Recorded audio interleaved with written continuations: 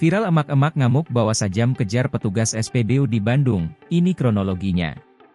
Beredar di media sosial sebuah video yang memperlihatkan aksi seorang emak-emak ngamuk mengejar petugas SPBU sambil membawa senjata tajam. Dilansir dari tribuncirebon.com, terlihat petugas SPBU sedang berlari dikejar emak-emak. Di mana emak-emak tersebut berlari sambil membawa senjata tajam. Sambil menenteng senjata tajam di tangan kirinya, emak-emak tersebut sesekali mengacungkan senjata tajamnya ke arah petugas SPBU. Bahkan dirinya pun merusak fasilitas SPBU. Para pelanggan SPBU yang sedang mengantre bensin, terlihat tegang.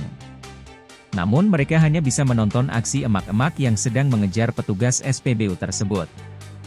Berdasarkan informasi yang Tribun Jabar dapatkan, aksi tersebut terjadi di SPBU, Jalan Raya Cinunuk, Kecamatan Cilenyi, Kabupaten Bandung, Minggu, 16 Februari 2025. Indra mengatakan setelah kejadian, pihaknya menanyakan kepada yang bersangkutan. Berdasarkan keterangan, emak-emak tersebut mengalami gangguan kejiwaan.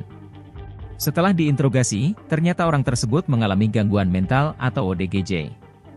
Sekarang sudah serahkan ke orang tuanya, katanya. Sementara itu, Kapolsek Cilenyi, Kompol Rizal Ada membenarkan bahwa adanya peristiwa tersebut. Rizal mengungkapkan bahwa kejadian tersebut tidak menimbulkan korban jiwa. Rizal juga mengungkapkan bahwa emak-emak yang melakukan aksi tersebut diduga mengalami gangguan jiwa. Kemudian kerap meminta-minta kepada masyarakat. Download Tribun X sekarang, menghadirkan lokal menjadi Indonesia.